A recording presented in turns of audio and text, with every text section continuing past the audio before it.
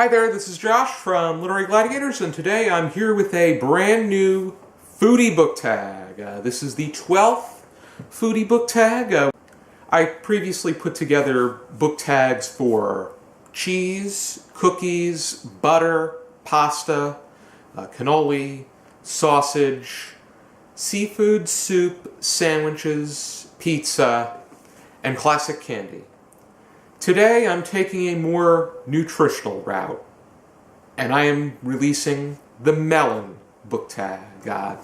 Grace from Grace Libby, whose channel I'm going to be leaving down below, made the suggestion that I should incorporate a healthier, more nutritional subject when it came to foodie book tags. So I thought of some pretty creative ideas with different kinds of melons. So I thought we should put together a book tag with different kinds of melon. So let's get started. First one is watermelon. Where is your ideal place to read in the summer, and what kind of books do you like to read? I enjoy reading either inside with the air conditioning on or outside in the shade. It could be regardless, if it's outside, anywhere that's shady, I enjoy sitting down and reading, especially right before it gets dark. It's usually much cooler, but at the same time, very beautiful out. And with regard to what kind of book, no preference, whatever I'm reading at the time. Next one is Cantaloupe, a sweet, good-hearted character. And for that one I chose Isabelle from the invention of Hugo Cabret, which I think that Hugo himself, even though he got himself into trouble frequently, he had a good heart of his own. But Isabelle was just so kind and patient, understanding, and was always by his side to help him explore the world around him. Next one is Honeydew, a work recommended to you by a spouse or partner.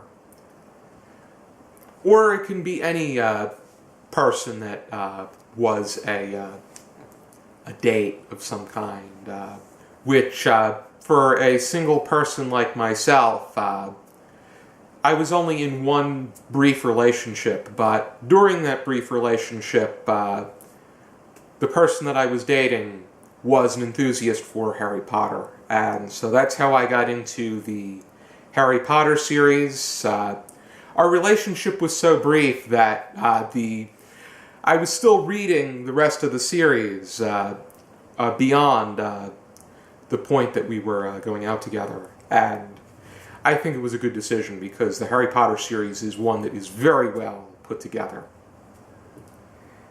Next one is a horned melon, which there really is a horned melon. A great work written by a writer outside of their main genre.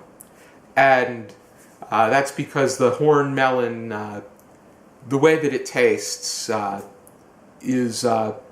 it has this taste that you would not expect from something that looks like it would be painful to eat. And for that one, I chose Poems of Religion and Society by John Quincy Adams. John Quincy Adams is not a professional writer, and the only things that he really wrote were addresses, documents, speeches. But to see that he had a great amount of enthusiasm for the arts and humanities, and especially when it came to literature, it was quite remarkable that he was able to put something like this together and really construct a basic but very well thought out rhyme scheme. Next one is Cassava, A dry work with a strong message. And for that, I chose Jacob von Gutten by Robert Walser, which, on the surface, you will be thinking to yourself, what the heck is this? When you think much more about it, and think beyond the text, you will be amazed. Because Jacob von Gutten really makes you think outside the box, and Robert Walser is a brilliant writer. Next one is Crenshaw, which Crenshaw is a hybrid between Cassava and Persian melon. A book of multiple stories that does a great job connecting as one. And for that, I chose Hearts in Atlantis by Stephen King. And the actual meat and potatoes of this book is The Low Men in Yellow Coats, which explores the childhood of Bobby Garfield. We're most familiar with that story. Low Men in Yellow Coats takes place right at the rise of the involvement in Vietnam. It's late 50s, early 60s. Hearts in Atlantis, the story, takes place during the heart of the war in Vietnam, during the late 60s, where many of the major characters are in college. And then you get stories, Blind Willie has to do with a minor character from the Low Men in Yellow Coats. There was Why We Were in Vietnam leads up to the conclusion, and then Heavenly Shades of Night Are Falling is pretty much the when everything comes full circle and things become much more and things from the disconnections from the past become reconnected as best as possible.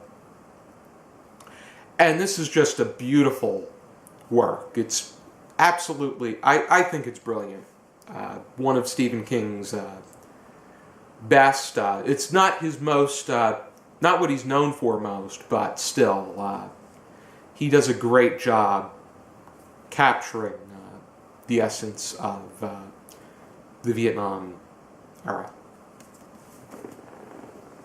Next one is Canary Melon, a work that gave a strong warning, which the canary bird, its purpose was to serve as a warning to coal miners. It would be outside of the hole, and if it sensed danger, it would start to sing intensely. Unfortunately, it would likely mean them putting their own lives on the line and frequently giving up their lives, but that's the way that the question, that's how the question is being approached. But a work that gave a strong warning, Fahrenheit 451 by Ray Bradbury, because the fact that the authorities can take away our right to read so that they can censor what it is that we are processing and in turn become obedient is just a very uneasy feeling. And the way that they can rewrite history when they take away the foundation that is the book. Next one is Santa Claus, which there is a Santa Claus melon that is named as such because it becomes ready to eat around Christmas time. A great book you got as a Christmas, Hanukkah, or holiday present. And for that, I chose Flowers for Algernon by Daniel Keyes. This was a Christmas gift from my parents. I didn't even have it on my list, but I'm so glad that my parents thought of this one to give to me, because it's since become my all-time favorite. Next one is The Winter Melon. Which work makes you feel the coldest? And for that, I chose The Call of the Wild by Jack London, because During most of the story, the central husky, Buck, is racing in cold, snowy, icky weather far up north. And I think that Jack London does an amazing job depicting the feelings that come with the really frigid weather. Next one is Golden Prize. An award winner from the last year that you want to read. And for that, I don't own it yet, but I'm planning on purchasing it when I get the opportunity. That book would be The Vegetarian by Han Kang, which won the Man Booker International Prize in 2016. And I was looking into Han Kang's works even more, and I'm thinking of starting a collection.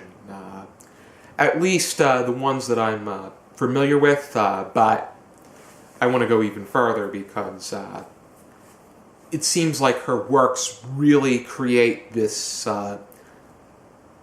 uneasy but thought-provoking atmosphere. And the horrors that come with the vegetarian are definitely, it's definitely something that I'm curious about. Next one is, what's your favorite melon? And for me, that would be cantaloupe. I enjoy eating it with prosciutto. I like to wrap the prosciutto around the melon, or cut up the melon and put pieces of prosciutto on each, and enjoy that great marriage of the sweet cantaloupe and the savory prosciutto. And the last one, who do you tag? I'm going to tag 12 people this time around. I'm going to tag Grace from Grace Libby because she's the one that pushed me to do a healthier option when it came to a foodie book tag. So I encourage you to complete it. Alyssa from Sushi Dragon Master. Peter from Peter Clark the Writer. Steve from Steve Donahue. Sue and Megan from the Restricted Section. Ava from Bookworm Eve. Janelle from The Page Turner. Lucy from Lucy Rutherford. Annie from Annie Zhang.